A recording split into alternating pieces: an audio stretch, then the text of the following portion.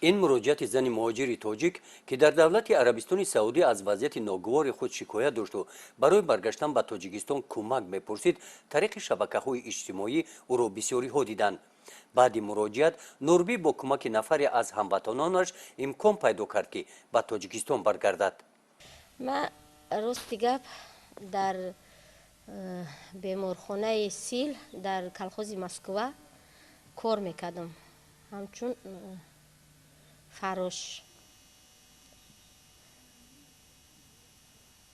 یک سوتکه سمین میکشیدم، 4 روز دیگه خانه ده بودم.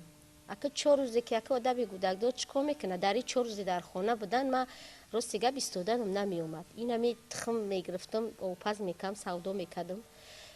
تخم بود میکردم، مایی ایستالو میگرفتم، سودا میکردم. هم خیلی من دکانی چی هوی کردم، همین استالو بگیم، آشپزخانه. همونجا بودم.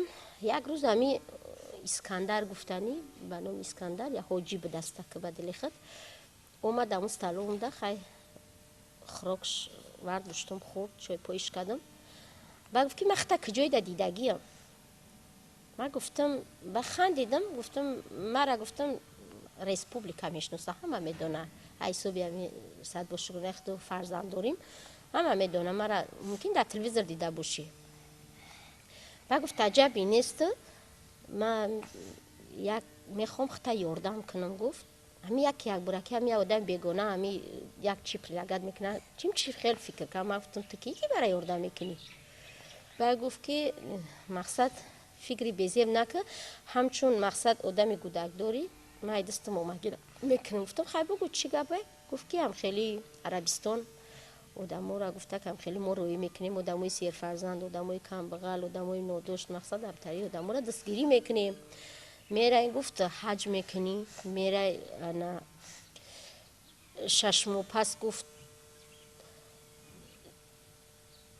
3 ماه پس گفت همیش در یادم نیست، یا امو اداره که مرا روی کرد امو شرکت، یا او 3 ماه پس گفت، یا ای گفت که همین یا 6 ماه پس گفت یا 3 ماه پس گفت. همین خلاصه گپ که گفت که میای کودکات خبر میگیری، انا خیلی 2 ساله کانترکت. خیلی ما او وقت زگران ما تیار کردم، ما زبان روسی قطعی بسیار نغز میدانستم.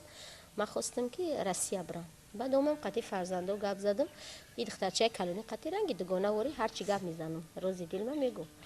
بعد گفتم که همشه جمع کنم، گفتم که بچم روسیه برم یا که عربستان. میگه حج میکنی 3 ماه پس می خبر میگیری، $600 اولکای، $10,000 زکاتی مولای.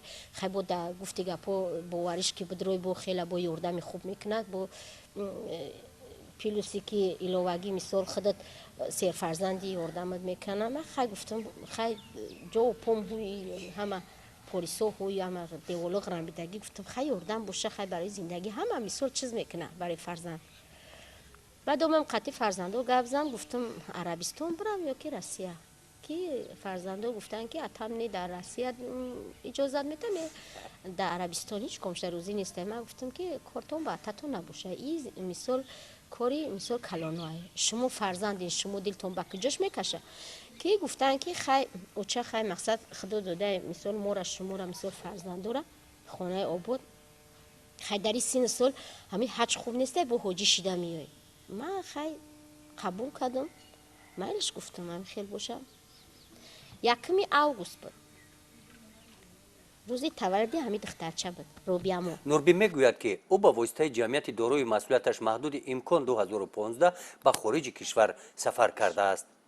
خیلی بعد رفتیم ای اوجا شرکت بردکم. شرکت ده امو رئیس شرکت سنگوف امو سعید احمد بوده، بچهش فریدون بوده، دخترش مهینه بوده، دودرش عمر محمد علی نمیده، محمد علی عمر محمد علی عمر علی محمد علی هم تری دودرش. بعد گشت گفت که همونجا زنک ها بسیار، کدام زنکی که رنگ نمود نداره بیرهش میکنه، کدام زنکی که میده بیتتره او را نامنویس میکنه و در با قید میگیره. بعد مرا گشت گفت بین زنک ها جدا کرد، گفت که ای اپام گفت در خانه خودم میستم.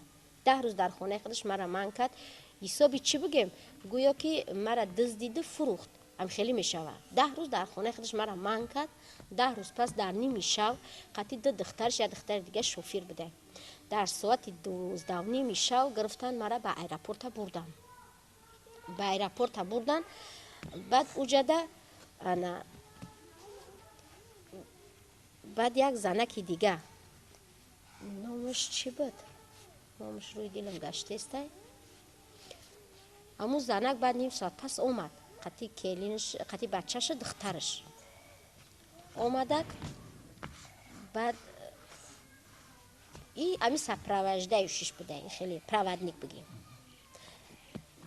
بعد همون جده بعد من گریه کردم گفت که چی با گریه میکنی گفتم که نمیدونم دلم لرزیده است نیمیره در رسیدیم قریبی امی ساعت 1 شب سمالت پرواز کرد ساعت 6 سری در شهر دوبای رسیدیم شهر دوبای در رسیدیم بعد اونجا یک سوتکه من شدیم خیلی در اموجا در مو ایرپورت اموجا و پگش ساعت 11 روز پرواز کردیم از شهر دوبای ساعت 2 روز در شهر ریاض در عربستان سعودی رسیدیم همین وقتی که سمالات ای دوبای به قریبی همین میشینه همین ایرپورتی همین چی در عربستان در ای دوبای پرواز کرد همون وقت همین زنه گشت گفت که مرا میفورد من در یک خونه بزنم که همون صاحب خونه یوشکه که خوش روک باشه ترا چی بعد من گریه کردم استادم گفتم مرا میفورد که سمالات ابرد نبگرده تاجیکستان بروه الکی من پشیمون شدم کودکور از یک 10 روز مرا من کرد کوخی من دیگه خجالت شدم گفتم جا چی گپ باشه که مرا محکم کرد مرا نمون که خونه بیام تلفن ما گرفت کش مرا نمون که من با یگون کس تماس بگیرم که من یگون کس ثابت بگیرم مرا هیچ کدانی نموند اخی مرا 20000 دلار مرا گفتن که ای دختر میزگاری معلوماتی داغ سودی نداشتن من اومدم ای این ملیسا خونه گرفتم ای اکای اکرم ملیسا خیلی مرا دکمی توغری کردن وقتی که روان میکنن دکمی تو را بیره میکنن بعد مرا 20000 دلار فروخته بدستم من نمیفهمیده بدستم خیلی رفتیم همونجا شهر ریاض در رسیدیم ساعت 2 خیلی چی را امی فرمای سیاه را حجاب میگن اینجا اونجا عبایا میگن اما را کشیدیم در اون لقابو را اومد هر کرمون کفیل خودش خزینش بگیم گرفت برکت بردگمون ابرد نو زنه کروی کردن من موندم مرا بردن مرا اینجا ویزا ایمک در یک کمپیر بود کمپیر باید من او خجوت میکردستم کمپیر کسری فلج بوده کمپیر گنده یک طرف شوخ یک طرف دیگهش قطعی زد چنگل مو مکندم و مخروشی دیگه گریه کردم انا اونجا اوفیسا و مکتب میگن مکتب مدرسه میگفتن دستم به لفظی مسلمانی به لفظی عربی بعد باید که مرا مکتب بی خود شدم اوفیس دا باید می بردم می گفتم دستن که تاجیکستان هم خیلی آدم امی ویزا قطعی نشیده کجاش روی کنیم این خیلی نکرد مرا خیلی معلوم نکرد مرا با دانی میشه و با ایوجا دزدی کرد گویا که همون کفیل خونه خودش آورد وقتی خونه خودش آورد اونجا انام گفتنی ای ویدنام یک دخترک بوده 15 روزش مونده بوده همون دختر ایتری میکنه با ایتری میکنه من نمیفهمم هیچ کی امی 15 روز 2 هفته مونده میگه من انام کوبی این کوبی به پرتو میگه او بیچاره لفظی ایو را نمیدونسته بوده که من میره که پرواز میکنه میره خیلی شورا میکنه من نمیفهمیدم وقتی که لفظشو ندونستم بعد فهمیدم چی گپه خیلی بعد دیگه او رفته بعد دیگه سر شد اینمی کار 1 ساعته را 20 دقیقه تا بک میگه نمیتونی نمیشه واقعی که جوز پید میکنی همین شوخی مود میگیره در دیوال میچکه اون غوجیدگی کندگی مو را که نمیبره او را جوگه کنه اون هم خیلی فرش میتر من همین جمعش کم یک سلفان کردم گرفت درشان داد بیوه دفعه دیگه شد بعد نشان دادم اینترنت ده اول یک خیلی آدمو پش میگوست پنگ گفتن ایتا گفتن اول او ایستادگیه او در همین عربستان در خونه همون دختور ایستادگیه در خصوص سفر به خارج کشور نوربی از مقامات‌های دولتی مصلحت نپرسیده است. در شعبه کار با زنان و اولیای مقامات اجرایی حکومت دولتی ناحیه واسه عاید مهاجرت نوربی به خارج کشور خبر نداشتند. پیش رفتن با ما مراجعت نکرد به شعبه بعدی که در سامانه‌های اینترنتی پخش کردید بعد برگشتن به تاجیکستان اومدنش بعد اومده بعد با ما صحبت کرده هم صحبت شده. дар ин шӯъба иттилоъ доданд ки мубориза бар зидди терроризм ва экстремизм яке аз самтҳои фаъолияти онҳо мебошад. حالتی که جوان دختران جوان پسرانی که مراجعت میکنن میگن ما به خارج کشور به تحصیل میرویم. وقتی برای فرا گرفتن تحصیل اونا به واسطه میانه روها میشن، یعنی که ما شما را یا که به شبکه گلوبالی اینترنت گفتگو میکنن SMS پیامک میدهن که ما شما را در دانشگاه های مثل خارج فلان متخصص شما را به کار و درس فرا میگیریم. اینا باور شده فکر میکنن که ما با واسطه یک امتحان گرفتن به خارج میرویم.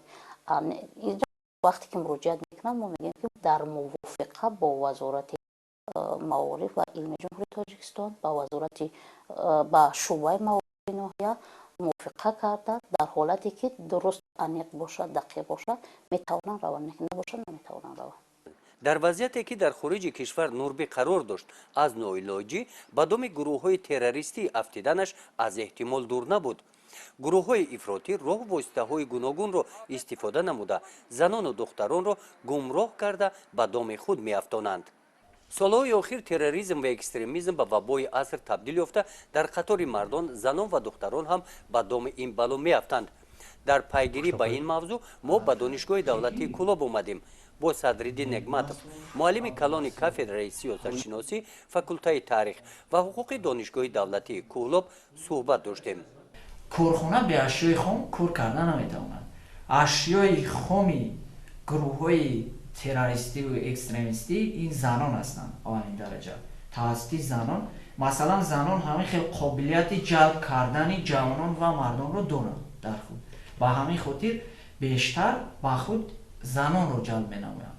توسط زنان جلب نمودن دیگر طبقه مردم برای اونها آسان تر است. این روز عملهای تروریستی که رخ داده ایستادند در جمهوری اسلامی افغانستان یا که سوریه همه این عملها وابستگی دارد از جوانان. مثلا بسیارتری که در همین گروه ها شامل هستند جوانان هستند. اکثریت اونها بسیاری اونها جوانان هستند. вазъи минтақаро омӯхта коршиносон ба он назар ҳастанд ки оиди терроризм ва экстремизм сокинон маълумоти кофӣ надоранд. барои пешгирии ин зуҳуроти номатлуб бояд ки мардум огоҳонида шаванд. нақши асосиро ин баланд бардоштани маърифати ҳуқуқию сиёсии занон мебошад. масалан барои он ки занон ба чунин гурӯҳҳои ифротии тунгароӣ шомил нашаванд, пеш аз ҳама мо ҳисси ватандӯстии хештаншиносӣ ва масъулиятнокиро дар занон бояд ки бедор намоем. занон пеш аз ҳама бояд ватани худро дӯст доранд, ҳисси ватандӯстӣ, масъулиятнокӣ дошта бошанд, меҳру муҳаббат ба фарзанд, ба волидайн, ба ватани худ дошта бошанд. дар ҳамин асос мо метавонем ки аввалан маърифати оилавии занонро баланд бардорем, пеши роҳи онҳоро гирем ба гурӯҳҳои ифротию тунгаро дохил нашаванд. баъдан маърифати ҳуқуқию сиёсии онҳоро бояд баланд бардошт. 10 сол пеш дар бораи терроризм ва экстремизм нурбӣ маълумоте надошт. ӯ тасаввур ҳам намекард ки чӣ сарнавиште дар пеш ӯро интизор аст. ин наворҳо пеш аз муҳоҷирати нурбӣ ба арабистони саудӣ сабт шуданд. модари 24 фарзанд нурбӣ мансурова ана ҳамин тавр чеҳрааш кушода буду гесвони дароз ҳуснашро зеботар мегардонид. ӯ ҳамин хел зани зебо буд. мушкилоте ки дур аз ватан дар хориҷи кишвар ба сари ӯ омад, ӯро хаставу бемадор гардонид. ман ҳамин занҳои тоҷико, на фақат ай тоҷико, ай тамоми занҳои рӯи дунё илтимос мекунам ки нимтайинон роҳати ҷун, ҳеҷ вақт фирефтаи одамои дурӯғгӯ нашед, ҳеҷ вақт ба гапи ҳеҷ кас бовар накунед. ҳар кас дили худша, калаи худша, фикри худша кор бифарма, дар ватани худаш зиндагӣ куна, амия нолану навия шукронаи сари фарзандо кунаву бишина, бихӯра дар ватани худ. ҳеҷ ҷо ай ватан набирояд, ҳеҷ вақт. мо фиреб хӯрдем, дигар намехоҳам ки занои дигар занон ҳамин хеле фиреб бихӯрам.